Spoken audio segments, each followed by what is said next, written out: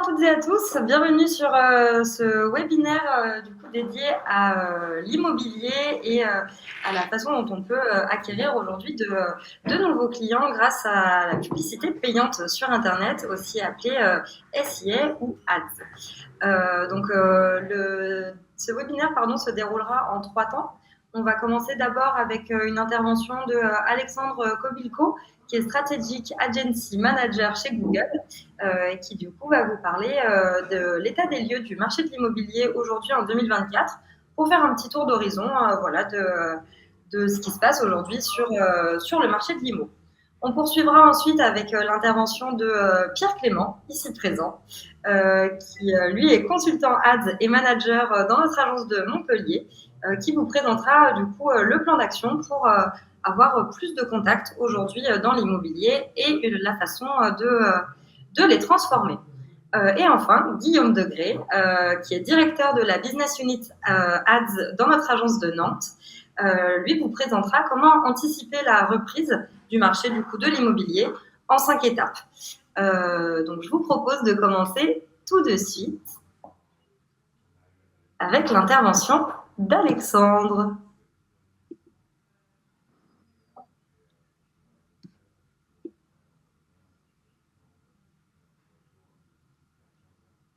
Bonjour à toutes et à tous et bienvenue à ce webinaire immobilier.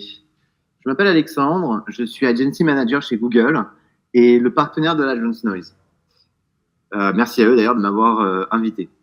Je vous propose de débuter cette présentation avec un tour d'horizon marché immobilier en 2024, basé sur les datas et tendances que l'on constate sur le réseau de recherche Google.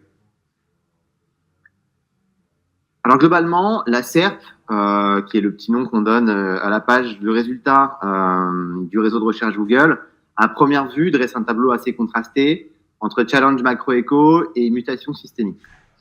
Je vous propose cependant aujourd'hui qu'on aille un petit peu au-delà de cette vision, finalement assez externe, que vous connaissez probablement déjà et que vous maîtrisez sans aucun doute déjà mieux que moi. Et du coup, de nous plonger plutôt dans des chiffres qui traduisent le comportement des gens, autrement dit de vos prospects, au quotidien sur le réseau de recherche. C'est là, a priori, qu'on arrivera quand même à aller travailler un petit peu davantage, découvrir un petit peu davantage d'insights et potentiellement d'opportunités pour essayer de tirer un petit peu notre épingle du jeu de cette situation, comme on l'évoquait, plutôt contrastée. Pour ceux qui éventuellement se le demandent, ces chiffres sont pertinents. Pourquoi ? Puisqu'a priori, ils reflètent les usages et comportements d'une majorité de vos prospects. Vous l'avez sur le slide, on constate en moyenne que 72% d'entre eux, donc de vos prospects, utilisent le réseau de recherche Google dans leur démarche d'achat ou de location immobilière. Alors, personnellement, je ne trouve pas forcément cela surprenant. Si j'en file ma casquette de prospect pour quelques secondes, c'est vrai que généralement, d'un point de vue usage, je me dirigerai assez spontanément vers Google, vers le réseau de recherche Google, plutôt que typiquement des réseaux sociaux comme Meta. Enfin, ce que ça signifie également, c'est que, et d'ailleurs je pense que ce sera le sujet d'une partie de cette présentation, que le réseau de recherche et l'écosystème Google globalement devraient devenir ou rester au cœur de votre stratégie d'acquisition de clients, simplement puisqu'a priori c'est là que vous aurez le plus de demandes à adresser. Ça ne veut pas dire qu'il ne faut, ou que je vous recommande de ne pas faire appel aux autres régies dans une approche de complémentarité. C'est bien cela qu'il faut garder en tête. Simplement qu'une majorité de cette demande, a priori, se trouve aujourd'hui sur le réseau Google. Premier élément chiffré donc que je vous propose sur ce slide, c'est une évolution du nombre, plutôt du volume de recherche sur la verticale immobilier de ces dernières années et une projection de ce même volume sur S2 2024 et 2025. Peut-être juste pour être un peu clair sur la méthodologie, ici, ce qu'on vient faire, en fait, c'est analyser une multitude d'éléments sémantiques de recherche qui vont en fait inclure tous les mots-clés que notre outil considère pertinents pour votre secteur. Donc, c'est vraiment un outil qui nous donne une vision hyper macro de tout ce qui se passe sur une verticale donnée d'un point de vue comportement de recherche ou sémantique de recherche. Donc, vous le voyez probablement sur le slide. J'espère que la majorité d'entre vous ont un écran suffisamment grand pour bien pouvoir voir les courbes. Mais bon, en résumé, on voit que l'outil forecast une croissance de ce volume de recherche pendant la seconde moitié de cette année. Et normalement, c'est un peu le moment où vous allez hausser un sourcil et me demander mais qu'est-ce que c'est que ces data que concrètement on ne s'y retrouve pas par rapport à ce qu'on constate sur le terrain. Du coup, pour nuancer un petit peu ce propos, voici une seconde vue, même méthodologie, mais cette fois-ci en volume de clics. Et on constate plutôt la tendance inverse. Donc en fait, ce qu'il faut bien comprendre derrière ces deux chiffres, encore une fois, c'est le comportement de recherche, la démarche, la physionomie de la recherche de vos prospects en ce moment. En fait, ils sont toujours intéressés, ils sont toujours en recherche de biens, à la location ou à l'achat, mais potentiellement en attente en fait d'une amélioration des facteurs macro-éco que vous connaissez pour passer à l'acte. Nous y reviendrons, mais en fait, du coup, tout l'enjeu, ça va être de tirer un petit peu le meilleur, tirer un petit peu profit de cette situation. Non pas qu'elle soit idéale et optimale, mais finalement, c'est un petit peu la même chose pour tout le monde. Donc, comment en tirer le meilleur parti pour être dans les startings lorsque finalement les contextes exogènes vont être un petit peu plus favorables. Et du coup, comment est-ce que nous, on peut direct aller rechercher de la performance business au moment où les gens passeront à l'acte. Rapidement, je vous propose ici une autre vue, ventilant le volume de requêtes, même méthodologie, entre ancien et neuf. Avec donc le volume de recherche sur la partie immobilier neuf, comme vous le voyez en termes de volume, qui est un petit peu plus important donc que ce qu'on constate sur l'ancien. Sur les derniers 12 mois. Pardon. Sur ce slide, une vue que je trouve assez intéressante et qui ventile toujours ce volume de requêtes entre requêtes dites génériques à droite et requêtes dites de marque à gauche. Si besoin de préciser pour certains des participants aujourd'hui, ce qu'on va appeler une requête générique, c'est simplement une requête, donc une suite de mots sur le réseau de recherche qui ne comprend pas de mots-clés de marque, ou pour le dire autrement, qui est un nom d'annonceur. Ce qu'on constate sur votre marché, c'est simplement une surpondération de ce volume de requêtes génériques. Ce que ça signifie, encore une fois, d'un point de vue comportement, c'est que la porte d'entrée sémantique est plutôt le type de bien, si on extrapole un petit peu ce que dit la data, le type de bien, sa localisation, etc., plutôt que le nom du mandataire. Là encore, on peut voir la chose de deux manières, soit dans un prisme, on va dire, de challenge. Voilà, mais comment faire pour émerger si finalement le mandataire, la marque, est pas tant que ça une clé de différenciation sur le secteur, ou comme une opportunité où on va se dire qu'en réalité, ça veut dire qu'il y a potentiellement un potentiel à aller chercher d'un point de vue présence à l'esprit, d'un point de vue notoriété, pour pourquoi pas aller convertir une part de ces recherches génériques en recherche de marque pour votre marque. Enfin, ici, un détail que je trouve assez intéressant, en fait, de sous-catégories de recherche associées à la verticale IMO. Un insight intéressant, pourquoi? Simplement parce que ça peut être une manière un petit peu détournée d'aller adresser de la demande et d'instruire votre choix de mots-clés sur votre compte Google Ads. En effet, si je vous prends un exemple un petit peu concret, donc vous voyez notamment que parmi les sous-recherches, alors effectivement pas celles qui sont potentiellement un petit peu les moins représentées en termes de volume, mais quand même, on a tout ce qui va être la partie déménagement. Vous pouvez très bien avoir un prospect en location dans sa phase de pré-recherche qui commence par se renseigner sur les modalités d'un déménagement. Si vous arrivez à adresser ce prospect à ce moment-là, a priori, vous venez potentiellement de gagner un client. Donc là encore, une vision assez intéressante qui est accessible en partie directement via le compte Google Ads. Vous pouvez également faire appel à votre app Google pour avoir davantage d'informations. C'est évidemment des datas qui sont assez liquides et donc qui vont évoluer dans le temps. Mais voilà, ça peut être encore une fois une porte d'entrée intéressante pour anticiper la reprise. Voilà, c'était donc un tour d'horizon de ce qu'on constate d'un point de vue chiffré sur l'écosystème Google, avec quelques insights associés qui j'espère auront été éclairants. Ce que je vous propose maintenant, c'est un deep dive qui va bien entendu faire un petit peu écho à certains de ces insights qu'on commençait à voir en première partie sur YouTube, et YouTube comme un outil de notoriété qui, selon moi, est un axe intéressant à travailler dans le contexte qu'on vient de voir en première partie. Du coup, juste peut-être pour le rappeler, ce fameux contexte, c'est un marché sur lequel les gens recherchent, mais ne convertissent pas. Encore une fois, facteur d'un certain nombre d'éléments externes, macro-éco. Du coup, ce que ça appelle potentiellement comme stratégie, c'est un travail de notre présence à l'esprit auprès de ces futurs clients potentiels. Donc, présence à l'esprit, simplement, c'est le fait de créer une forme de rémanence publicitaire dans l'esprit des gens, communiquer auprès de ces gens-là, leur dire voilà ce que nous avons à proposer, et concrètement s'assurer que ce message soit compris et retenu, de sorte à ce que, au moment où il va y avoir passage à l'acte, vous soyez le mandataire de référence, le mandataire préféré. Et on va le voir, YouTube typiquement est la plateforme idéale pour faire ça. Un autre insight un peu chiffré que je trouve vachement intéressant, pour ceux d'entre vous qui sont peut-être déjà un petit peu frottés, aux stratégies dites de full funnel, donc ces stratégies dans lesquelles on va aller construire différents blocs, donc de la conversion avec de la considération, voire du coup de la notoriété, ce dont on va se parler aujourd'hui, de manière conjointe. Souvent, on se pose un petit peu la question, ouais, mais le ROI, est-ce que finalement le haut tunnel contribue à la performance, etc., etc., etc., etc. Alors, je m'excuse, ce que je vous montre à l'écran n'est pas spécifique à l'immobilier, mais cependant, alors que je dis pas de bêtises, mais voilà, on est dans le cas de la beauty. Mais néanmoins, c'est un insight que je trouve qu'on peut un petit peu extrapoler à davantage de vertical, qui nous montre en fait, à l'aide d'un test qui a été réalisé, l'impact d'une approche full funnel d'un point de vue performance qu'ici on va mesurer en taux de conversion.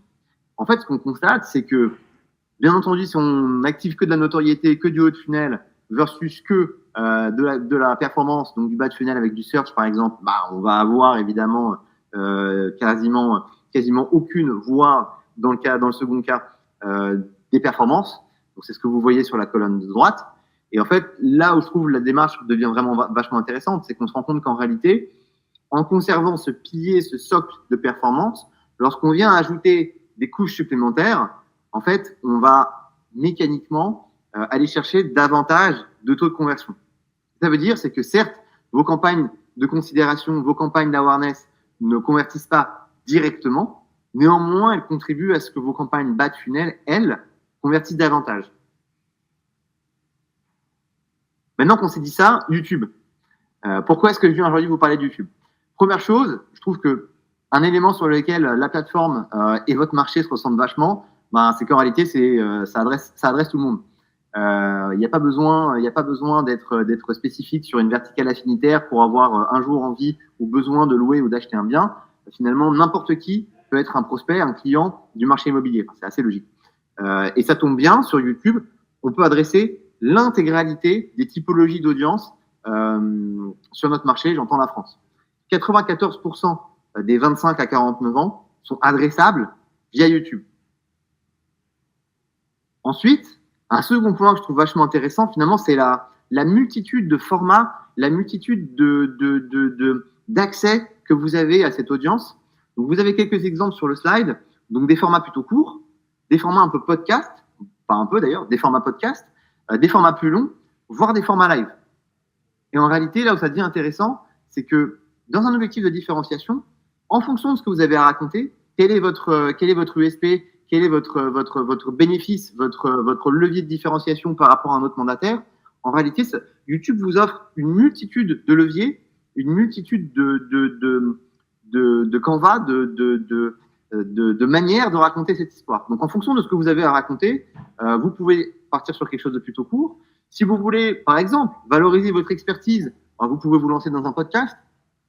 Si vous voulez, je ne sais pas, raconter un témoignage du client, que ce soit un propriétaire qui a vendu, que ce soit une personne, une famille qui a acheté la maison de ses rêves, vous pouvez le faire dans un format long. Et puis, pourquoi pas même penser faire un live avec une visite d'un bien d'exception que vous avez en mandat. Par exemple, ce que j'essaie de démontrer ici, c'est que quelle que soit l'histoire que vous voulez raconter, vous trouverez toujours le format qui va bien sur YouTube. Autre point intéressant, je trouve, pour compléter le volume de personnes qu'on peut toucher sur la plateforme, c'est cette data de 37 minutes. Donc 37 minutes en moyenne de temps passé par donc, nos Français qui se rendent sur la plateforme.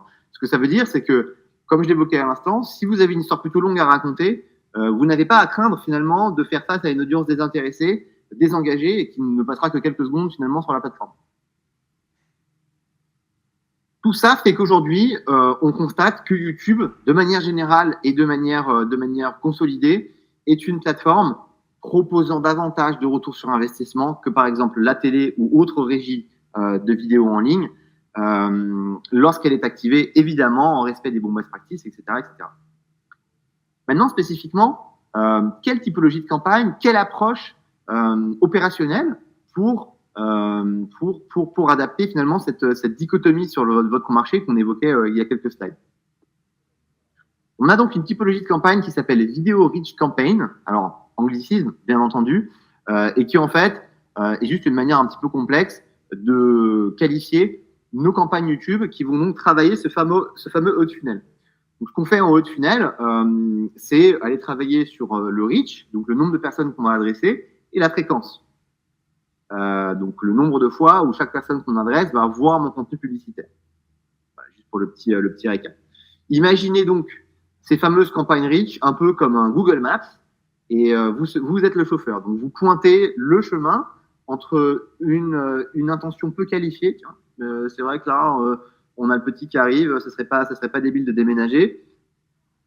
Hop, vous dirigez cette audience finalement encore relativement peu qualifiée jusqu'à un acte d'achat en lui exposant tout ce que vous avez à faire valoir d'un point de vue bien, expertise, etc., etc. C'est ce. Là où ça devient intéressant, c'est que vous avez vraiment une granularité dans les audiences que vous pouvez aller adresser via ces vidéos rich campaign qui vous permet vraiment finalement d'être créatif d'un point de vue stratégie de ciblage. Je vous donne quelques exemples. Bien entendu, vous allez avoir la possibilité de taper très très large sur un ciblage socio-démo. Je veux taper tous les hommes et femmes dans une catégorie d'âge spécifique. Mais vous allez aussi pouvoir, pourquoi pas, vous cibler sur ce qu'on appelle des life events, naissance d'un enfant, mariage, etc., etc.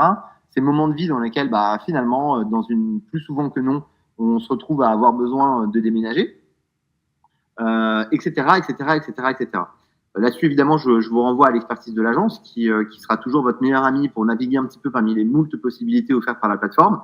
Mais là encore, vraiment, je trouve un outil super intéressant dans cette démarche très héroïste. Enfin, pour bien choisir la typologie de campagne que vous désirez adresser sur YouTube, alors je vous ai dit les VRC, oui, mais dans les VRC, il y a un certain nombre on appelle ça de mix médias qui vont vous permettre en fait de travailler un petit peu différemment vos KPI, vos objectifs. Donc, en l'occurrence, il y en a 3. Bon, c'est beaucoup et en même temps pas beaucoup. Pour essayer de faire simple, concrètement, vous allez avoir la possibilité de soit dire, moi, je veux toucher un maximum de gens. Donc, typiquement, par rapport à ce que je racontais juste avant, si votre ciblage, par exemple, est socio-démo, est probablement plutôt dans ce genre d'approche que vous vous situez. Voilà, je veux vraiment taper aussi large que possible. Première option. Seconde option, vous avez vraiment un message à faire valoir, un message qui porte votre expertise, un message qui porte la premiumness des biens que vous avez en mandat, je ne sais pas, en fonction de ce que vous avez dans la besace. Vous pouvez avoir un autre type de campagne VRC qui va vous permettre en fait de garantir un maximum de complétion sur votre message. Donc ça veut dire qu'un maximum de gens vont aller consommer suffisamment de votre contenu pour finalement avoir l'intégralité, l'exhaustivité de ce message. Et enfin, vous pouvez également créer une forme un petit peu custom dans laquelle vous allez mêler à la fois le volume de gens que vous allez adresser et la fréquence à laquelle vous allez les adresser, donc le nombre de fois, via ce qu'on appelle une target frequency, une target de fréquence. Et donc en fait, ce qu'il faut bien comprendre, c'est qu'une fois que vous avez sélectionné l'une de ces 3 briques, en fait, l'algorithme, l'IA qui pilote votre campagne va l'optimiser de sorte à spécifiquement aller adresser ce KPI. Voilà, je laisse la parole à mes bons amis de Noise. J'espère que ces 2 premières parties vous auront intéressé. N'hésitez pas à prendre contact sur LinkedIn, un petit mail, même demander mes contacts à l'agence. Avec plaisir pour reprendre le sujet et l'instruire davantage. Je vous souhaite à toutes et à tous une très bonne journée.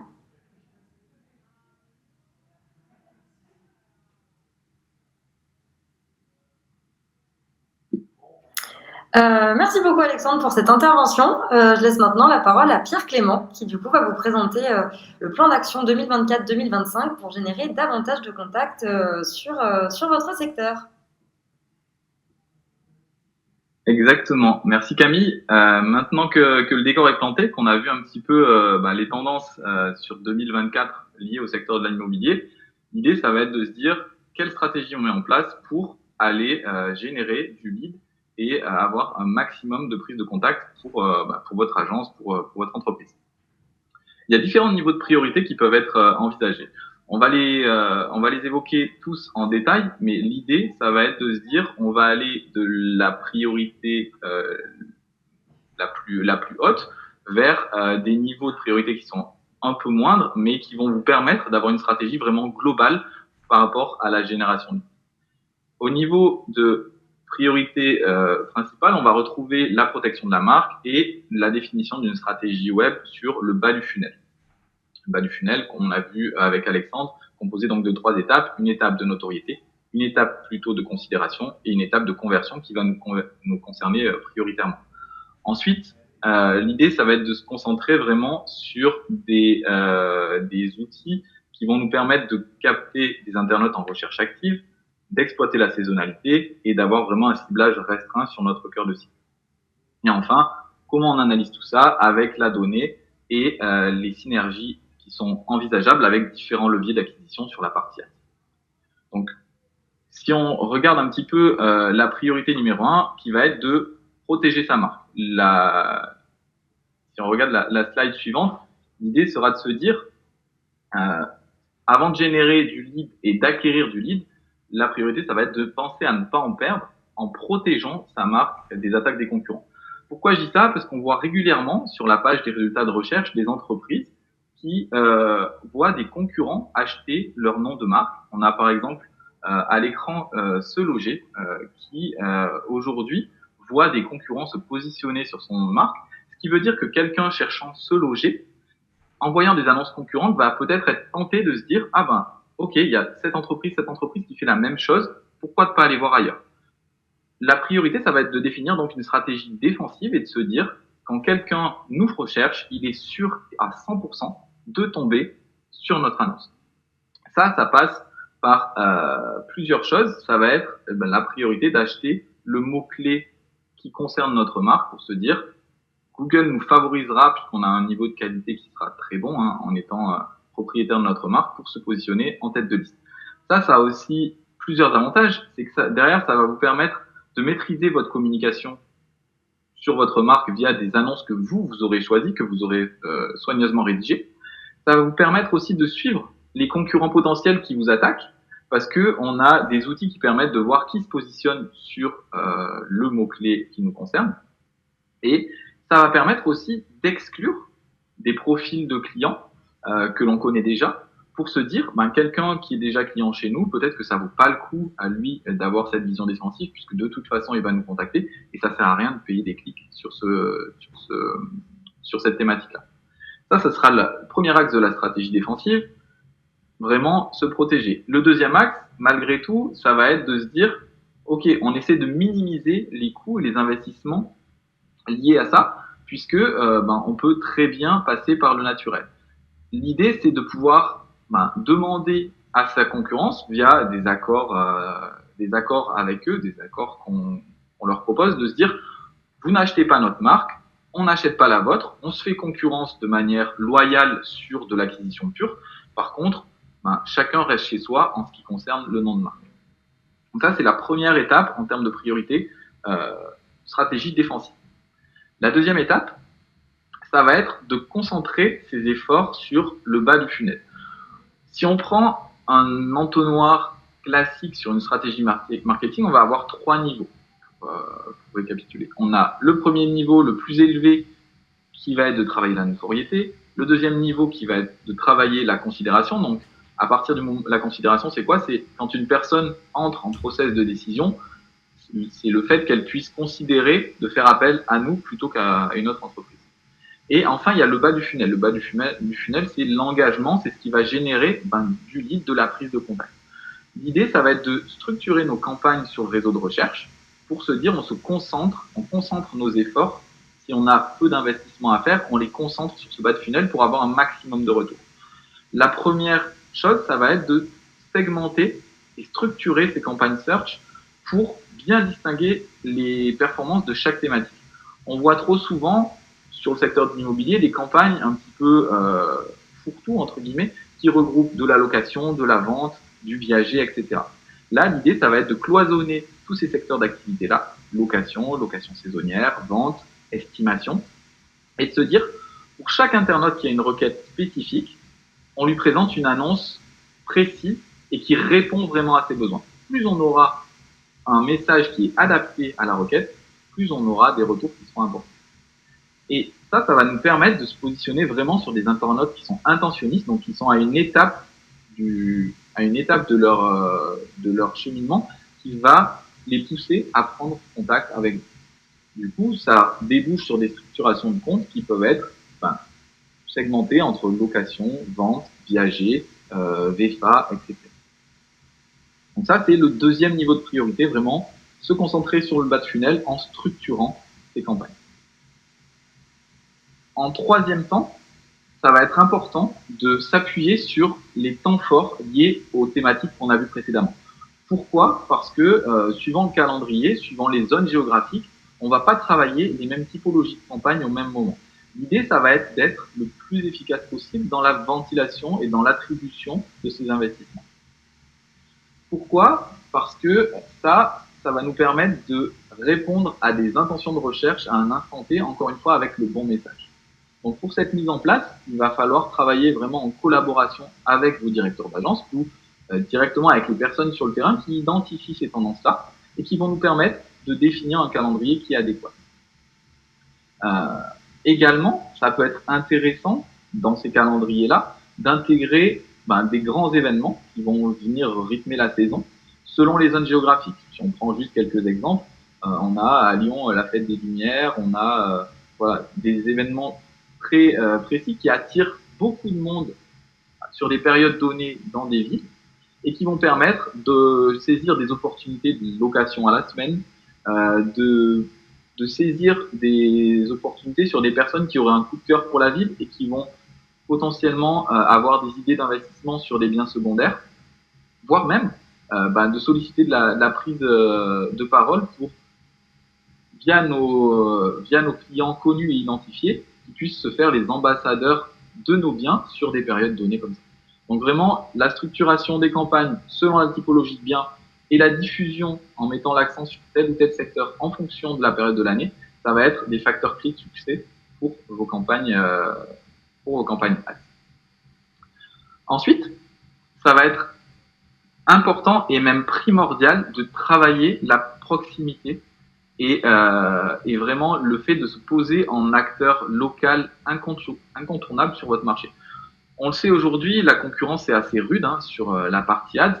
Comment on se démarque ? On se démarque en étant précis, en répondant spécifiquement à des requêtes. Aujourd'hui, on ne peut pas se contenter d'avoir une annonce générique pour toute une ville.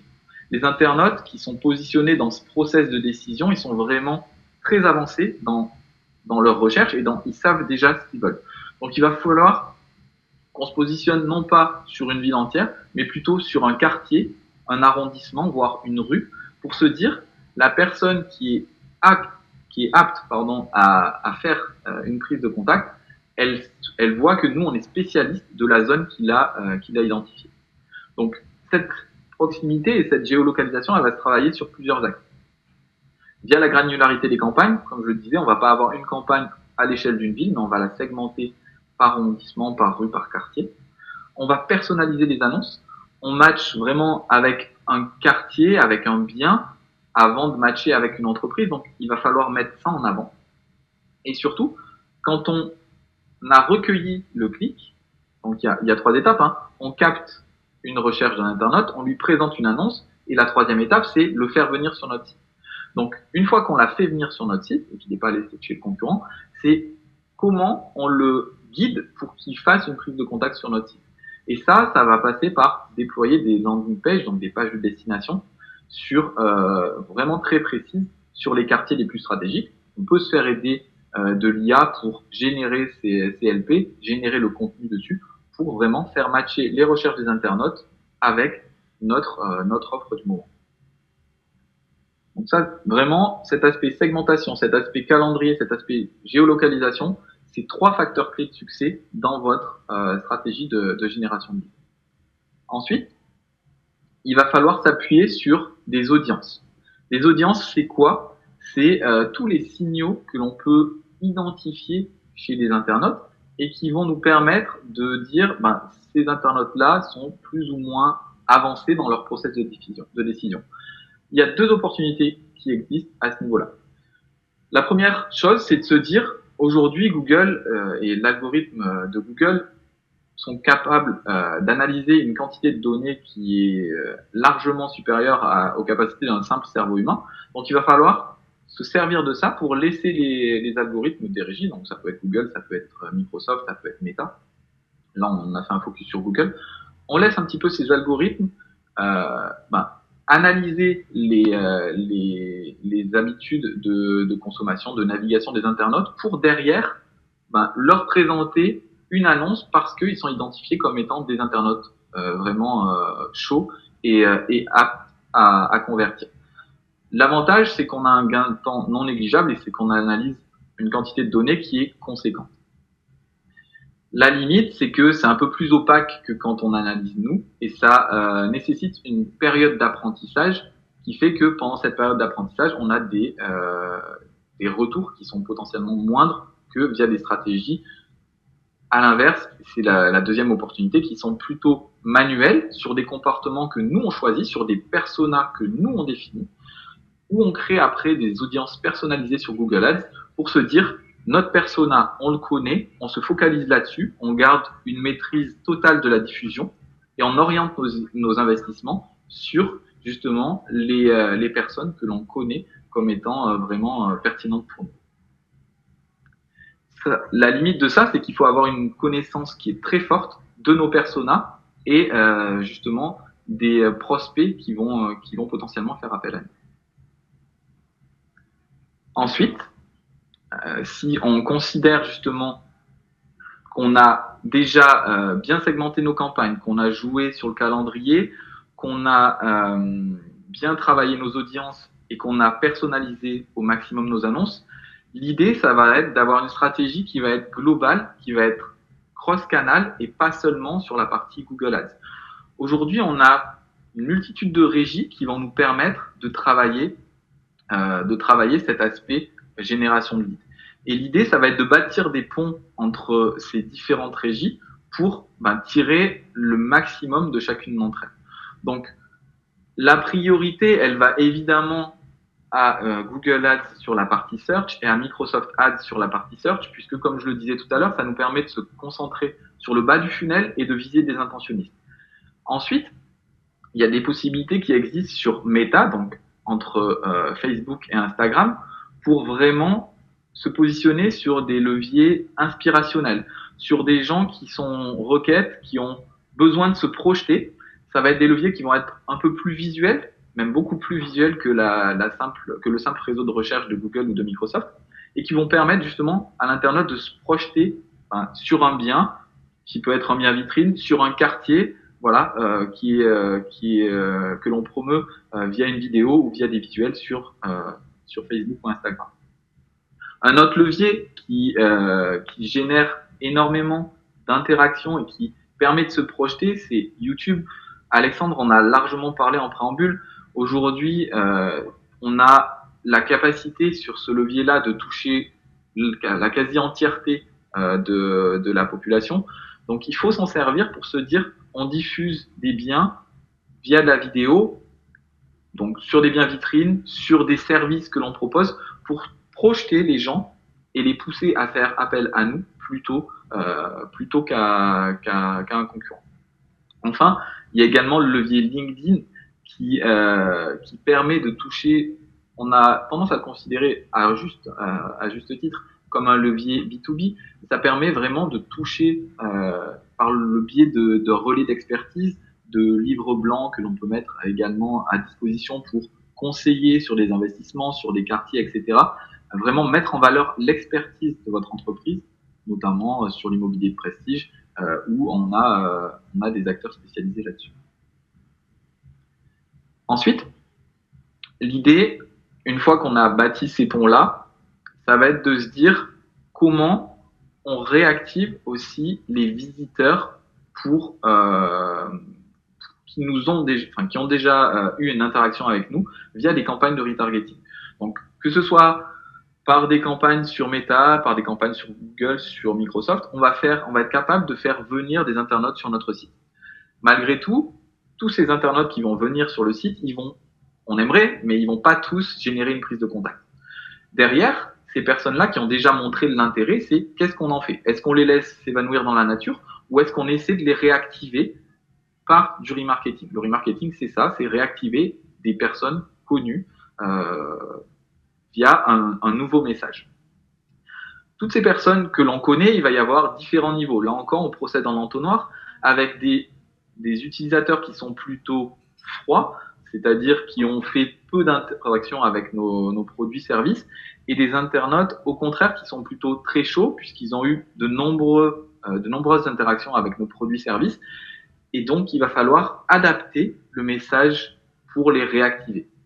Un simple visiteur de site, entre guillemets, qui aurait, par exemple, visité votre homepage, on va pouvoir lui pousser la découverte de nos offres au global.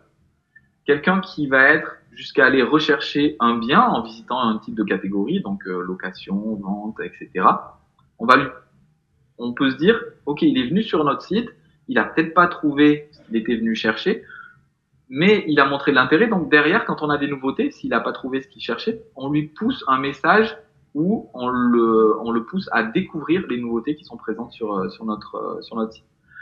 Quelqu'un qui aura à l'inverse vu un ou plusieurs biens et qui justement n'a pas encore fait son choix, on va pouvoir lui pousser des biens similaires pour se dire, ok, celui-là t'as pas convaincu, est-ce que quelque chose qui se rapproche vraiment de ce que tu as consulté va te permettre de passer à l'acte?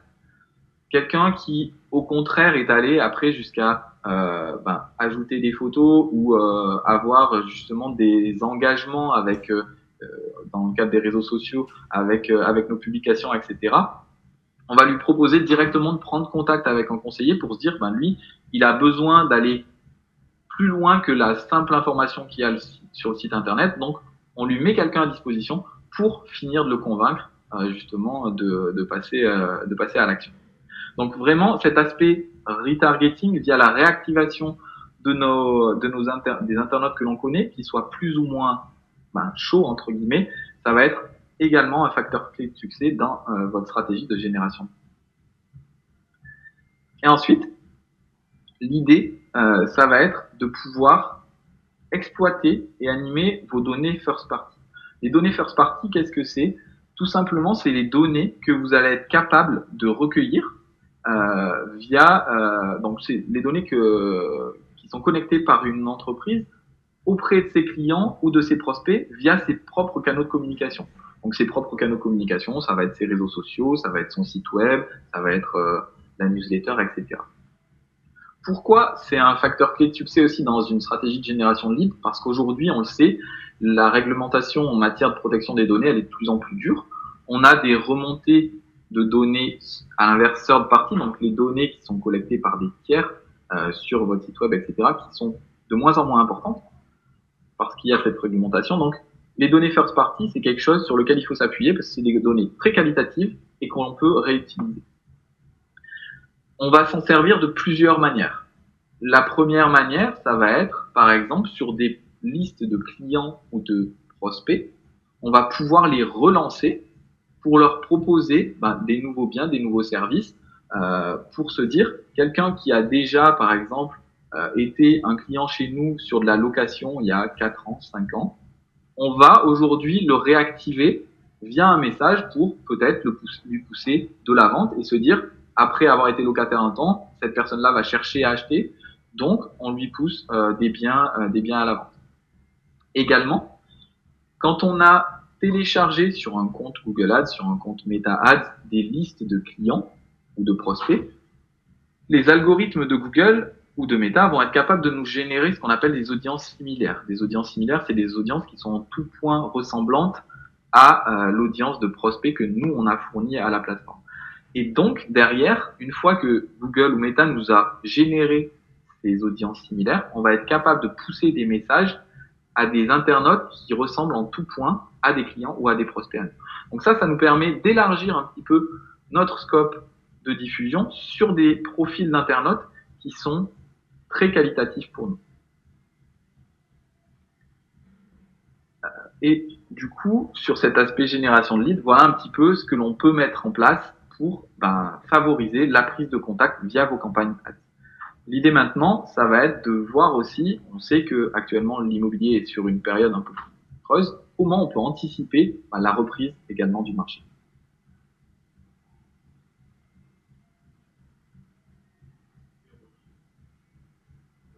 Donc là, je vais laisser la parole à Guillaume qui va vous présenter les cinq étapes clés pour anticiper la reprise.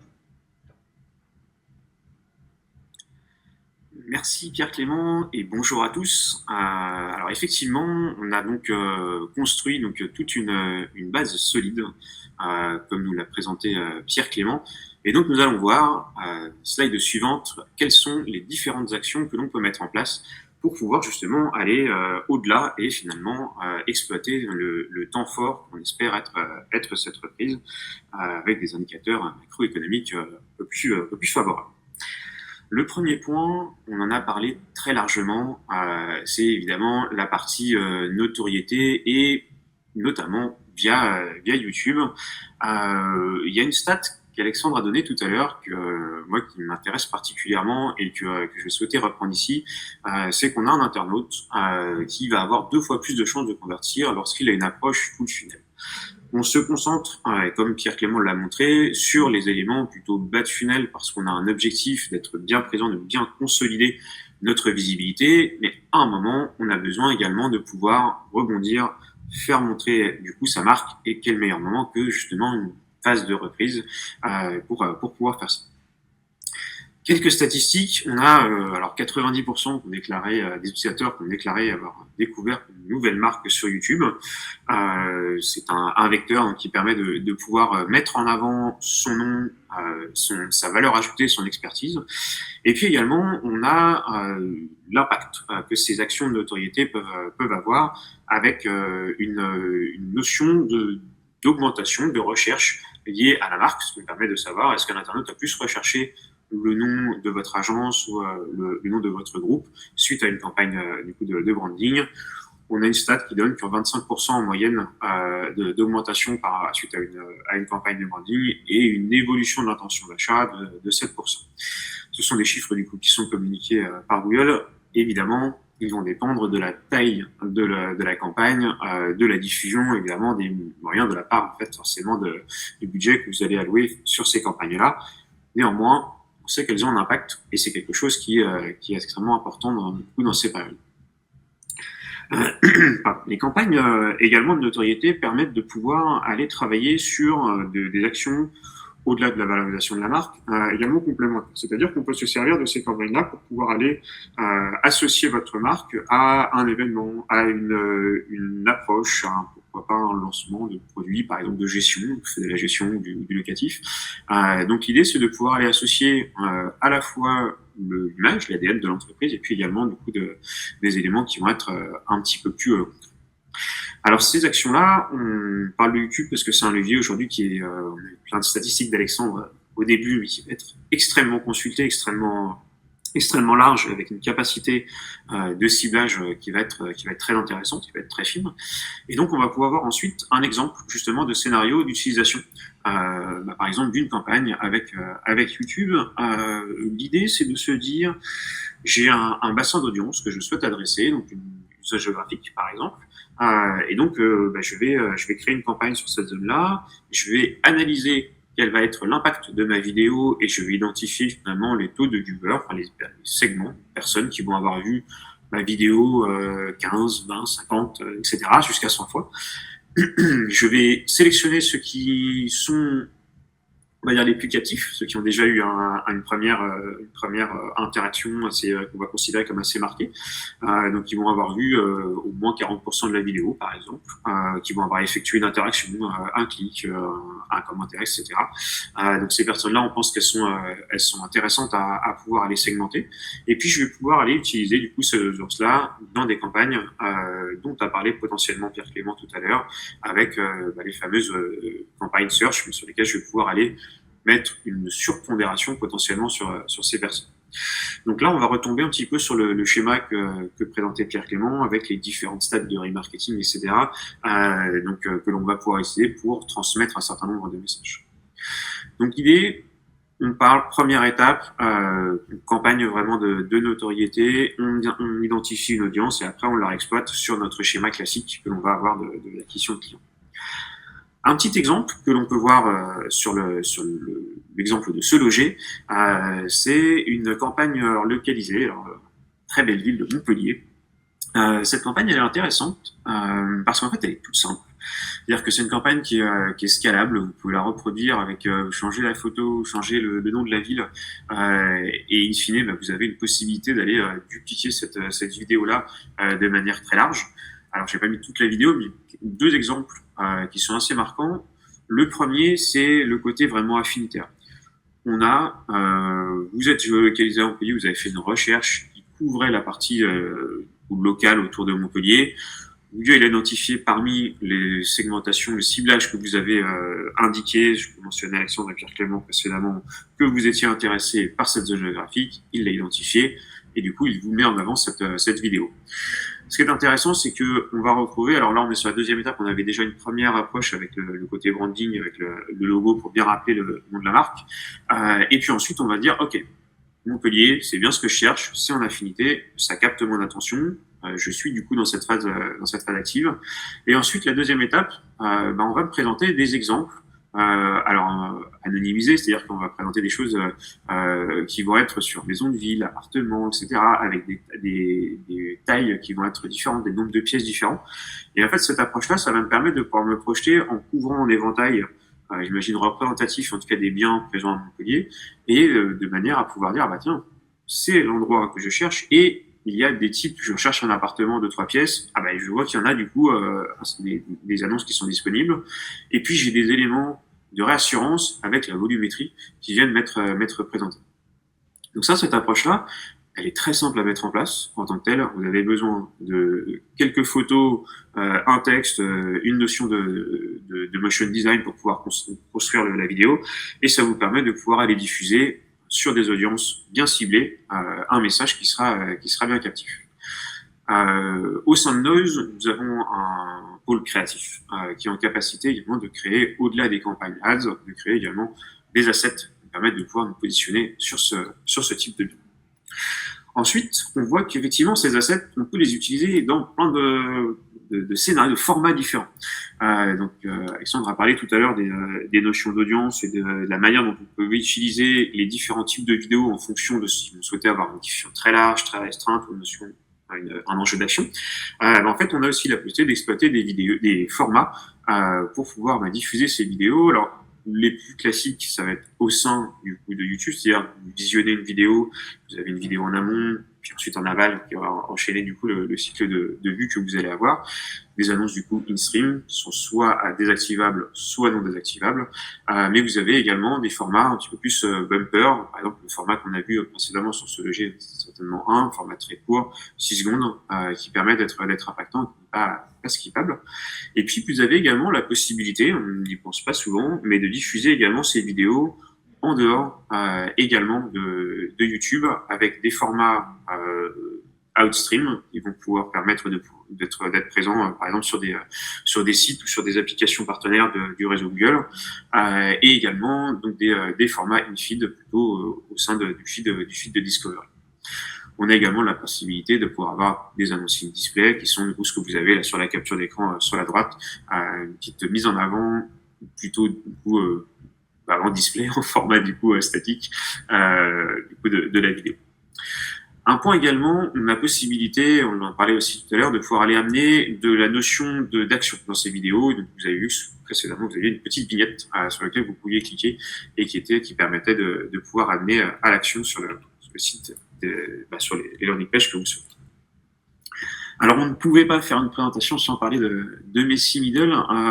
Pourquoi? Parce qu'en fait, on a beaucoup parlé de cette phase du coup de considération.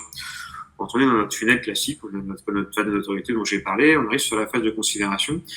Et il semblait important de la détailler un petit peu plus, c'est-à-dire que vous avez fait votre phase, du coup, votre campagne, par exemple, YouTube, qui a amené l'internaute à être exposé à votre marque. Ça peut être tout à fait des éléments hors web aussi qui vont concourir à l'exposition de votre marque. Ça peut être un 4x3, un arrière de bus, des éléments de communication même hors digital. Toujours est-il que l'internaute découvre votre marque, il est intéressé, il va commencer à évaluer ce que vous allez proposer, c'est-à-dire dire est-ce que les biens qui sont disponibles me correspondent bien, est-ce que ce sont des choses qui font partie des éléments de mes critères de recherche, est-ce que l'agence est sérieuse également, enfin, voilà, il va commencer à s'intéresser en tout cas à ce que vous proposez. Et il va rentrer dans une phase d'exploration. C'est-à-dire qu'il va se dire, un petit peu comme on a vu tout à l'heure les campagnes défensives qui permettaient de se protéger au niveau de la main, il va aller voir un petit peu ce qui se passe aussi à côté. Et donc, il va faire d'autres recherches pour voir est-ce qu'il n'y a pas d'autres biens dans le quartier qui l'intéresse, qui seraient intéressants. Et donc, il va recommencer cette espèce de 8, plus ou moins, avec plus ou moins d'étapes jusqu'à arriver à se dire ok, c'est bon, allons-y, je prends contact. Potentiellement il va peut-être prendre contact avec plusieurs personnes, donc là ça va être l'enjeu après d'avoir la bonne réponse. Mais en tout état de cause, la phase d'évaluation et d'exploration, surtout sur un projet aussi impactant qu'une location ou un achat immobilier, ou même une vente immobilière, lorsqu'on est sur des logiques de mandat, c'est des choses qui sont très impactantes parce qu'elles touchent à la vie, en tout cas au quotidien de manière très très forte. Et donc, elles peuvent être plus ou moins longues. C'est-à-dire qu'on va parfois essayer d'aller chercher vraiment les choses qui nous correspondent le plus. Et on sait que des étapes de recherche de projets immobiliers peuvent durer quelques semaines, comme quelques mois, quelques années. Et donc, c'est important de pouvoir vraiment bien rester dans cette boucle d'exploration ou d'évaluation. Alors, comment est-ce qu'on fait pour pouvoir aller gagner un petit peu cette dernière étape de la conversion? Eh ben, on va pouvoir avoir différents biais cognitifs que l'on va pouvoir utiliser pour aussi bien au niveau des annonces qu'au niveau de votre site, pour pouvoir montrer que vous êtes justement le partenaire qu'il faut à votre internaute et que vous avez toute la capacité à pouvoir le conseiller et justement l'accompagner dans son projet. On a effectivement le bien, qui est l'élément central, mais on a également toute la notion de service. Lorsqu'on est sur de l'immobilier de prestige, par exemple, on va avoir une notion extrêmement importante de conseil, de valorisation en termes architectural, en termes patrimonial également, qui va être très importante. On a également sur des biens un peu plus, peut-être un petit peu plus atypiques, le fait de pouvoir se dire comment est-ce que je peux l'exploiter aussi dans une logique, pourquoi pas d'en louer une partie, de le valoriser. Donc en fait, toute cette notion vraiment de service autour du bien, c'est des choses qui peuvent complètement faire la différence. Dans les biais cognitifs, alors c'est pas Noise qui les a créés, mais c'est une étude, encore une fois, de Google qui d'ailleurs a conceptualisé le concept de Messi Middle, et donc a identifié ces différents biais cognitifs. On en a 6 principaux. L'heuristique catégoriel, c'est le fait de pouvoir se dire je suis vraiment légitime, j'ai un bon historique sur le marché, je suis quelqu'un qui, en tout cas, a la capacité à répondre vraiment à mon besoin. On va également avoir le pouvoir de l'instant. Le pouvoir de l'instant, on peut l'imaginer autour on sait que parfois on a des biens qui sont très prisés, sur des quartiers qui sont extrêmement recherchés, et on peut aller inclure potentiellement peut-être une mise en ligne depuis quelques X jours pour pouvoir essayer de créer un petit peu une notion de temporalité et se dire tiens, ça fait déjà quelques jours la crédit, il faut que vraiment que je me dépêche et que je rentre en contact. Donc c'est un exemple. En tout cas, on peut essayer de jouer sur le pouvoir de l'instant pour pouvoir se dire j'ai un enjeu en tout cas très fort. La preuve sociale, c'est évidemment les différents avis que vous allez pouvoir récolter et recueillir, qui sont extrêmement importantes, qui permettent de pouvoir vraiment venir légitimer finalement toute la qualité de service que vous allez pouvoir apporter. On a le biais de rareté. Alors le biais de rareté, il correspond un petit peu à ce que je disais juste avant, c'est cette notion de dire on a un bien exclusif, potentiellement j'ai un mandat exclusif, je vais pouvoir le mettre en avant, dire ce bien-là vous ne le trouverez que chez moi. Donc c'est des choses en fait qui peuvent sembler naturelles, mais qui finalement, en fait, on se rend compte ne sont pas forcément toujours utilisées, notamment sur les annonces. Et donc, le fait de pouvoir aller intégrer cette sémantique, c'est des choses qui permettent de pouvoir se dire à l'internaute, j'ai vraiment envie du coup d'aller convertir et d'aller prendre contact. Le biais d'autorité, c'est la notion d'expertise. C'est le fait de dire, vous connaissez votre métier, vous êtes expert dans votre métier, vous êtes en capacité de conseiller. Et on verra dans les prochaines slides quels sont les différents moyens qui sont possibles et activables pour cela. J'ai parlé d'interview tout à l'heure, on a aussi d'autres possibilités. Et enfin, le dernier, pouvoir de la gratuité, vous n'allez pas offrir un bien évidemment, mais vous avez des services que vous pouvez offrir en parallèle.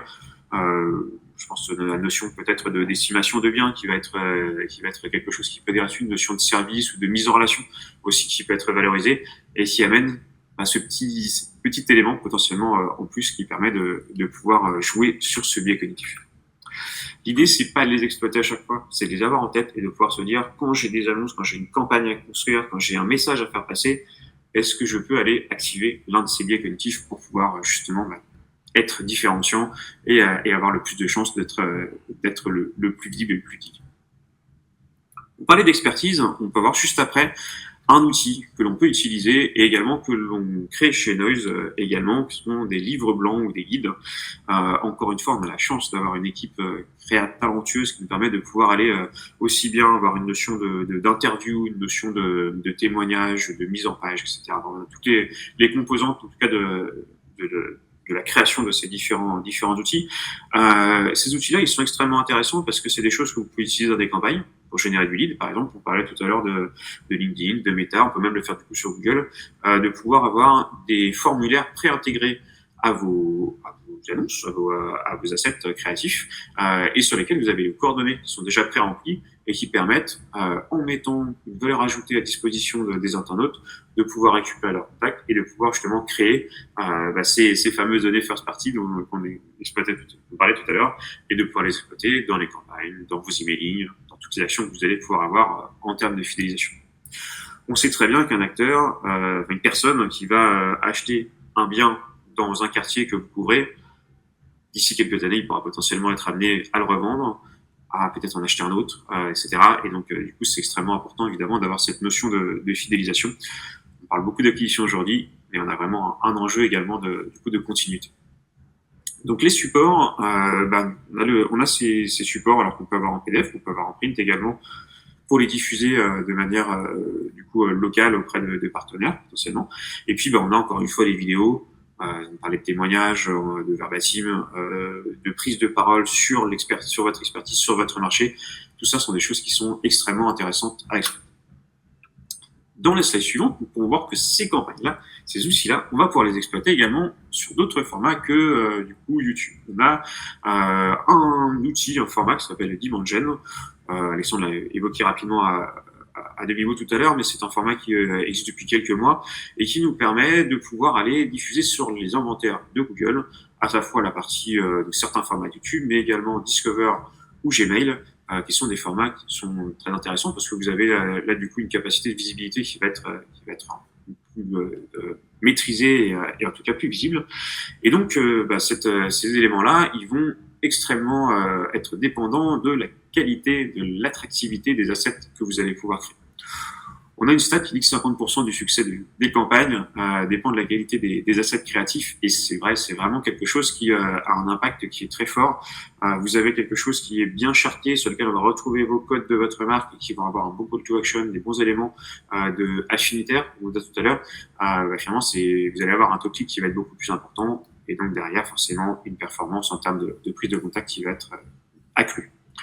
Donc chez Noise, on va vous accompagner sur cette notion justement de création des campagnes de Discover et autres campagnes display et YouTube pour pouvoir justement aller mettre en avant ces assets créatifs. Si vous n'en avez pas, vous avez compris, on a aussi la capacité de les créer et donc de pouvoir aller donner toute bien valoriser en tout cas vos produits, votre expertise. Enfin, Pierre Clément a évoqué tout à l'heure dans le plan d'activité, les 3 points de priorité qui était évoqué sur la structuration des campagnes, la synergie entre les différents leviers. Là, on est un petit peu moins sur une notion, on va dire, qui est associé à la reprise, mais c'est quelque chose qui sera intéressant à développer plutôt en fil rouge. On sait que sur Google, on fait des recherches et on a à la fois des formats naturels, organiques, le SEO, et des formats payants, l'ADS, le SIA, qui vont cohabiter. L'idée, c'est de se dire que finalement, on est sur un même support, avec des mêmes requêtes, avec des mêmes internautes, qui vont faire justement des parcours de visite. Et donc, l'idée de ces outils qu'on a pu développer, c'est de se dire comment est-ce que finalement je peux orienter ma stratégie SEO en fonction des résultats que je vais pouvoir avoir en SIA, et à l'inverse, comment est-ce que sur des stratégies, est-ce que je peux aller travailler certaines pages de mon site pour avoir des meilleurs résultats sur certaines de mes campagnes. Donc là, on est vraiment sur une étape un petit peu finale, si je puis dire, de fine-tuning, en tout cas de la manière dont on va pouvoir travailler les campagnes, mais c'est des choses qui peuvent être extrêmement intéressantes à aller travailler pour pouvoir avoir des choses bien précises en termes de priorisation, justement à la fois dans la stratégie SEO et SEO.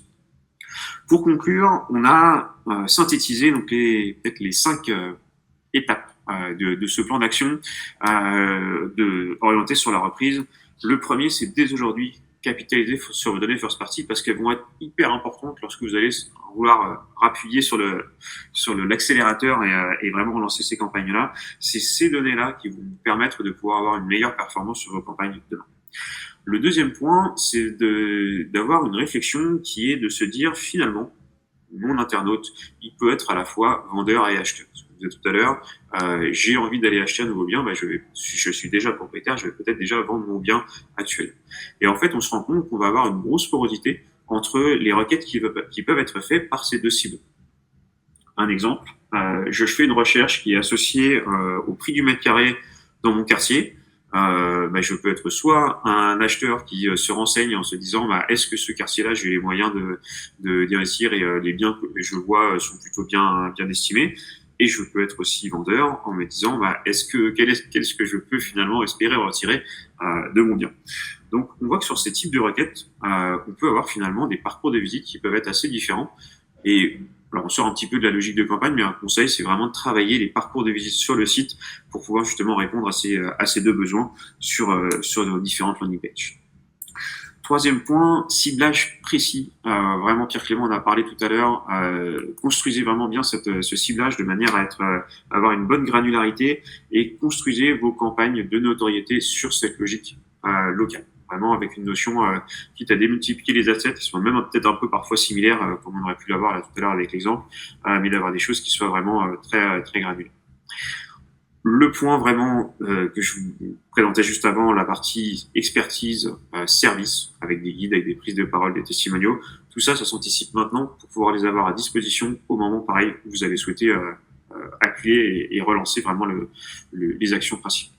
Et puis enfin, la synergie entre les différents leviers, vous l'avez bien compris, et je le répète depuis le début de cette intervention, travailler vraiment le multi-funnel, c'est des choses qui ont vraiment un impact et qui sont vraiment le bon timing en tout cas pour pouvoir lancer ces différentes actions.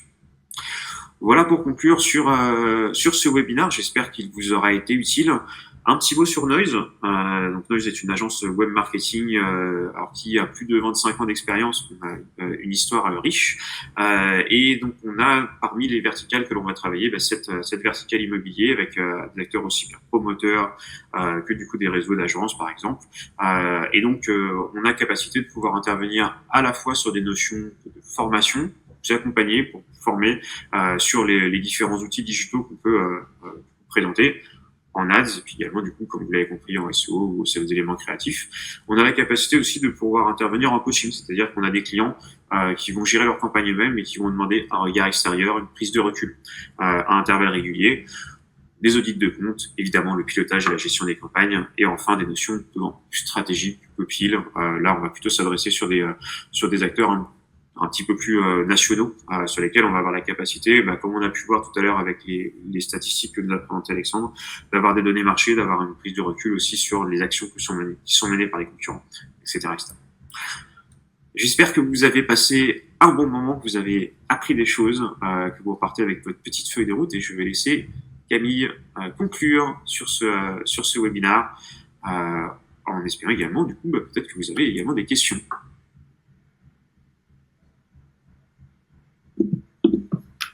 Merci à tous les deux pour vos interventions. On remercie aussi Alexandre qui du coup est à distance aujourd'hui et qui a quand même pris le temps voilà, de nous faire un petit état des lieux du marché de l'immobilier. Si vous avez des questions, elles sont évidemment les bienvenues dans le chat. Alors, on a un petit peu de latence entre le moment où vous envoyez les questions et le moment où on les reçoit. Donc, si jamais on ne vous répond pas tout de suite, n'hésitez pas à nous solliciter, notamment sur notre page LinkedIn ou directement via notre formulaire de contact sur notre site internet. Et bien entendu, si ce webinaire vous a plu, n'hésitez pas à nous laisser un petit avis parce que ça nous fait toujours plaisir d'avoir vos retours. Et puis bien sûr, toute l'équipe Noise se tient à votre disposition pour vous accompagner sur vos besoins SEO, SIA, Analytics aussi. Voilà.